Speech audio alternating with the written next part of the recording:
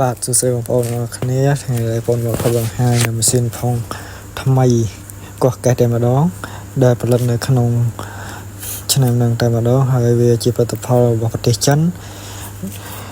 ហើយម៉ាស៊ីននេះដែរគឺបងប្អូនបានត្រឡប់រៀបចំភ្ញៀវនៅតាមបណ្ដាខេត្តហើយគាត់អត់បានឡើងមកមើលទេដោយឲ្យយើងខាងបងប្អូនរៀបចំនឹងសក្តិជួនថតជួនគាត់មើលផ្ទាល់តែម្ដង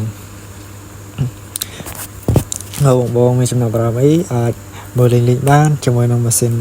ផុង model ថ្មីនេះដែរវាគឺជាប្រភេទម៉ាស៊ីនផុង5បោះហើយជាប្រភេទម៉ាស៊ីនផុងបំពាក់ម៉ូទ័រភ្ជាប់តែម្ដងដោយយើងមិនមានប្រើខ្សែពានទេយើងគ្រាន់តែអាចតឡើងត្រូវឲ្យបឿន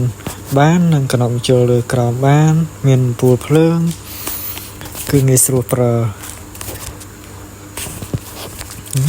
នេះគឺកម្មវិធីត្រាំងទៅដល់វឿននេះបុកហេដលនេះបង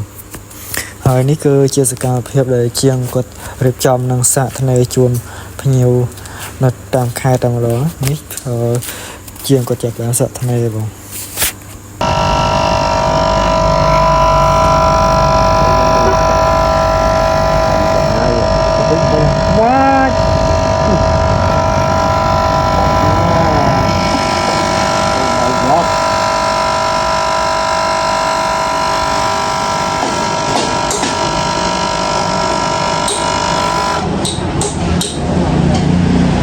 Oh my god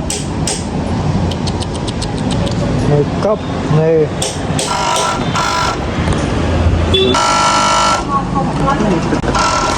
ចុះប៉ាអីលួយ